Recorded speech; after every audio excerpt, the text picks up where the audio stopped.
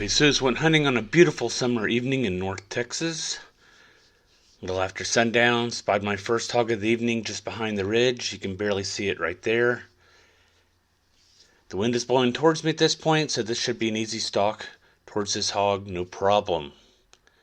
Unless, of course, you don't turn on the proper recorder. But I still ended up with the hog down. Brass Catcher by Tactical Brass Recovery. The first boar of the night came in at 125 pounds.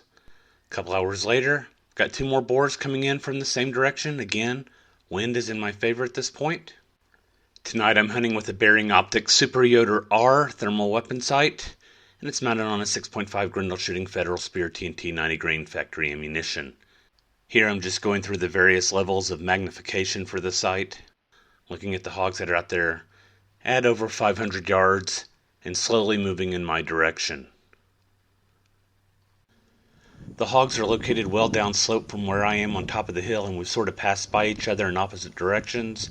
And I've done this intentionally because, as you saw in the previous clip, there are cattle at the other end of the pasture. I don't want to be shooting towards the cattle.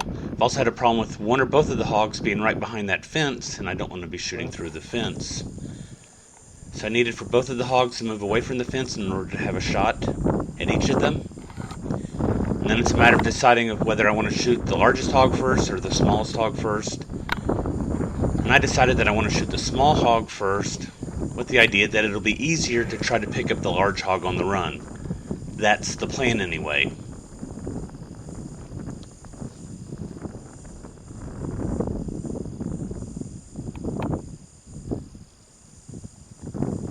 Alright, here we go. The first hog goes down, and I consistently undershoot the larger hog on the run. And I finally just go ahead and wait until it stops. That was a double lung shot. And as hogs are prone to do when they are not shot through the central nervous system, it runs a pretty good distance before finally collapsing.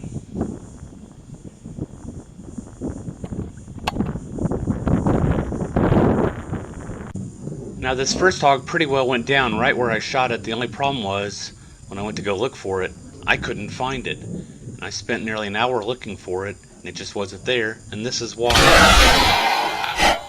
There's a shot, the bullet passes through, you see it go a short distance away, and then watch as the first hog appears to roll into a hole and disappear. I did find it the next day with the help of the local turkey buzzard search and recovery group. They did a fine job. And the second hog was a 170-pound boar. While looking for the missing hog, I spied this creature in the distance. It's mottled in coloration, it's got white areas, it's got gray areas, it's got dark areas. It took a couple minutes of studying before I realized that is indeed a wet hog. The darker areas are where it's wet and cooling off. And I can tell this because the thermal weapon sight is on white hot. Alright, I've advanced about 130 yards at this point. The wind is blowing towards me.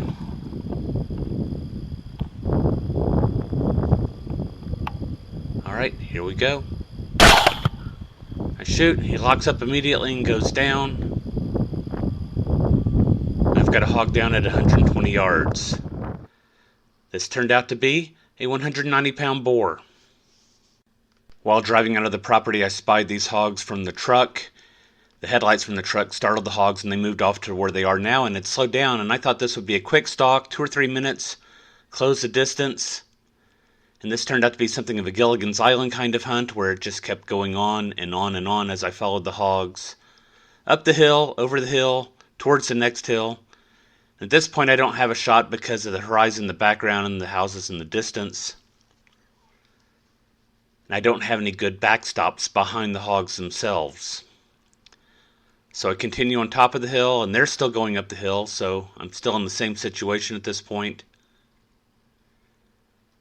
And we're probably about 16 or 17 minutes into the stalk. And finally, I'm on top of the hill. There's another ridge between the roadway there in the distance at 900 yards and the hogs. There are still cattle off to the left, and so I'm not going to be able to shoot the hogs that are off to the left.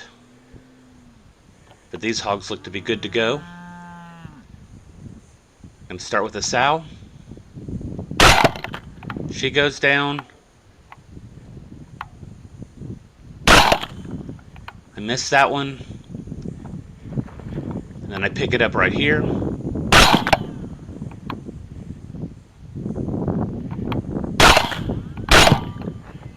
I drop the third hog. Those are running in an unsafe direction. And I've got hogs heading towards the top of the hill, and that would be an unsafe shot.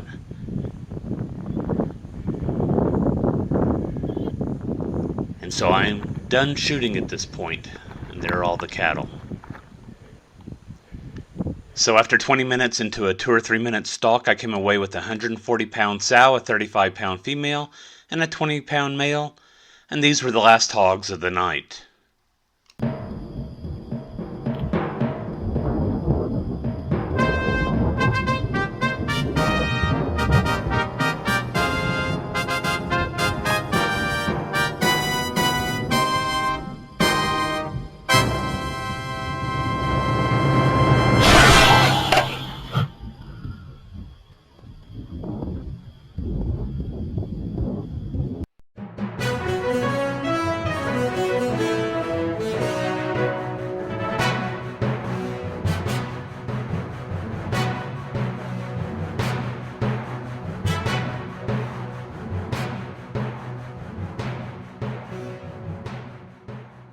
Carpe sus, my friends.